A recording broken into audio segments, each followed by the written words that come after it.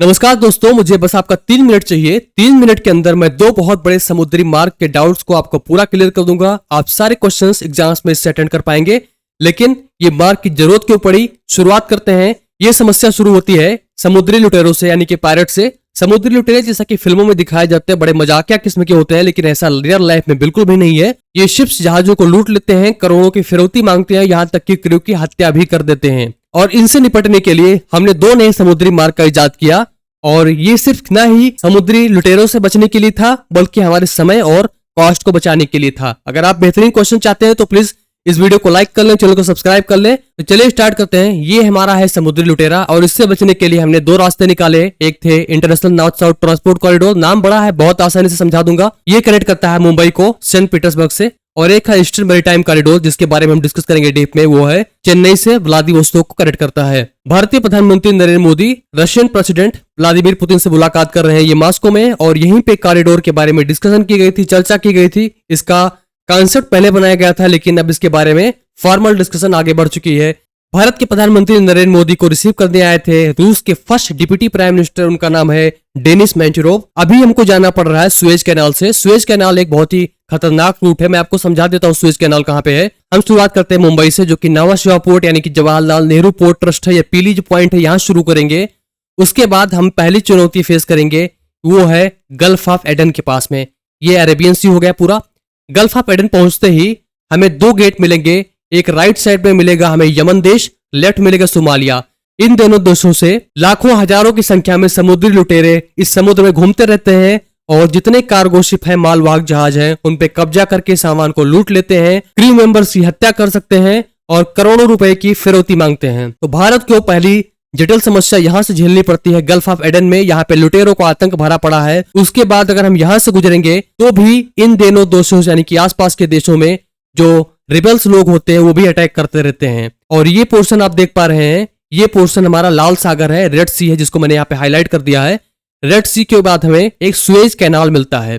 Suez canal आप जान के रखिएगा कि सुएज कैनाल अथॉरिटी यानी कि एससी ऑपरेट करती है, जो इजिप्ट के अंदर में आती है, और ये फीस लेती है यहां से जाने का। यहां से आपको वेटिंग टाइम दिया जाएगा कि आप महीने पहले यहाँ पर रजिस्ट्रेशन करा लें, नहीं तो आपको जाने नहीं दी जाएगा। क्योंकि ये रास्ता इतना सकरा है, इतना सकरा है कि इसमें एक शिप फंस गया था, उसका नाम था एवर गिवन, और महीनों तक ये रास्ता ब्लॉक था। तो इसके लिए आपको वेटिंग टाइम देना पड़ता है, ज्यादा आपको तैयारी करनी पड़ती है पहले से। और ये सुएज कैनाल हमारा कनेक्ट करता है मेडिटेरियन सी को रेड सी से। इसको याद रखिएगा, एमसीक्यूज में खासकर एसएससी क्वेश्चन में बहुत पूछा जाता है। एक ऐसा पॉइंट है जो एशिया को यूरोप से जोड़ता है, और इसी को हम बोलते हैं सुएज कैनाल। यह ऑपरेट किया जाता है इजिप्ट के द्वारा।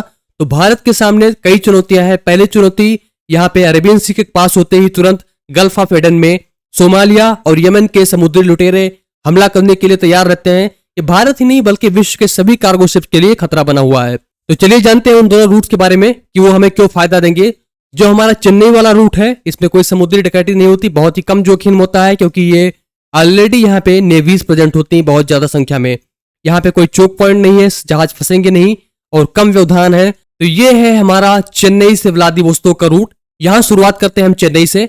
उसके बाद हम अंडमान निकोबार आइलैंड से हमारा यहाँ से हो गया। इसके नीचे से गुजरते हुए यहाँ सिंगापुर के कोने से यहाँ से निकलते हुए ये ताइवान आइलैंड से इसके नीचे से जाएंगे। उसके बाद हम, ये कोरिया है, साउथ कोरिया है, ये देख पा रहे हैं पिन पॉइंट, इसके नीचे से होते हुए हम व्लादिवोस्तोक पहुंच जाएंगे, बिना किसी झंझट, नुकसान, फीस या फिर लंबे रास्ते को चुने हुए। हरा रास्ता आप देख पा रहे हैं सुएज कैनाल वाला, जो भी हमने डिस्कस किया था, इसमें कुल 40 दिन लगते हैं।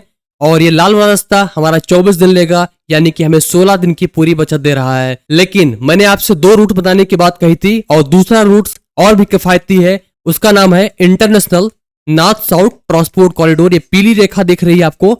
यहां हम शुरुआत करेंगे मुंबई से नवा शिवा पोर्ट से, जिसको हम जवाहरलाल नेहरू पोर्ट भी कहते हैं। यहां से निकलते हुए हम सीधे जाएंगे ईरान के एक पोर्ट पे। ईरान से होते हुए हम सीधे निकलेंगे, कैस्पियन सी है दिख रही है आपको, यहीं पे एक बाकू शहर है, अजरबैजान है। वहां से होते हुए सीधे हम मास्को जाएंगे, मास्को आपको यहीं पे कहीं मिलेगा। उसके बाद हम सेंट पीटर्सबर्ग चले जाएंगे। जो सेम चीज हमने डिस्कस किया आप उसके बारे में यहां से इसके बारे में पढ़ सकते हैं। चलिए आगे बढ़ते हैं। ये है एक टिपिकल समुद्री पोर्ट, जैसे आप इसको व्लादिवोस्तोक मान सकते हैं, मुंबई पोर्ट मान सकते हैं, कुछ ऐसे प्रकार से दिखता है। ये आपको दिख रहे हैं कंटेनर्स, यहाँ पे आप गाड़ियां, ट्रक, कार, इलेक्ट्रॉनिक्स कुछ भी लोड कर सकते हैं, अनलोड कर सकते हैं। ये शिप में हमारे लोड किए जा रहे हैं, और इन हुक या हैंगर की मदद से इनको एक प्लेस से दूसरे प्लेस ले जा सकता है, लोडिंग अनलोडिंग की जाती है। तो ये मार्ग का विवरण है, इसके बारे में आप थोड़ा सा और देख लें। प्रेजेंट रूट जो हमारा सुएज कैनाल वाला है ये 40 दिन लेता है। न्यू रूट जो हमारा है चेन्नई कॉरिडोर वाला 24 दिन लेगा, 16 दिन की बचत करेगा। यानी कि 40 दिन से अगर 24 दिन जाएंगे तो हम 40% की बचत करेंगे और 16 दिन में दूरी तय करेंगे। इससे हमारा कार्बन डाइऑक्साइड इमिशन कम होगा, जहाजों के चलने से हमारी कॉस्ट घटेगी, तेजी से हमारे शिप्स आ जा सकते हैं, तो इससे बहुत ज्यादा फायदा होने वाला है। यहाँ तक कि हम 5608 किलोमीटर की बचत कर पाएंगे। और ये रहे हमारे प्रधानमंत्री की रशिया के विजिट। बहुत सारे जियोपॉलिटिक्स की चीजों में फायदा मिलेगा, जैसे कि बहुध्रुवीय व्यवस्था है, यानी कि मल्टीपोलर वर्ल्ड है। आसान शब्दों में कहें तो उसमें कोई एक देश की दादागिरी नहीं होती, बल्कि बहुत सारे शक्तिशाली देश उभर के आते हैं। इसी को हम मल्टीपोलर वर्ल्ड कहते हैं। भारत और रशिया का इस समय बायलैटरल यानी कि द्विपक्षीय व्यापार सिर्फ $55 बिलियन का है, लेकिन इन दोनों राष्ट्रों के विकसित होने से हम $100 बिलियन के आपसी व्यापार को बढ़ावा दे पाएंगे। मैं सबसे पहले आपसे बेहद माफी चाहता हूं कि ये वीडियो 3 मिनट में शायद कंप्लीट ना हो, लेकिन मैं आपको समझाने की मैंने पूरी कोशिश की है। अगर आपको वीडियो अच्छा लगा हो तो प्लीज इसको लाइक कर दें और चैनल को सब्सक्राइब कर लें। मैं हर संडे इस 3 मिनट की सीरीज लाता हूं। इसके साथ साथ अगर आप डेली करंट अफेयर्स मुझसे पढ़ना चाहते हैं तो मैं इसको डेली क्लासेस 10 से 12 के बीच में लेता हूं और महज 5 से 6 मिनट के अंदर सारे क्वेश्चंस कंप्लीट करा देता हूं। आप इसे रिवाइज कर सकते हैं, नई चीजें सीख सकते हैं। तो आशा आपको चैनल अच्छा लगा होगा। Thank you so much for joining me.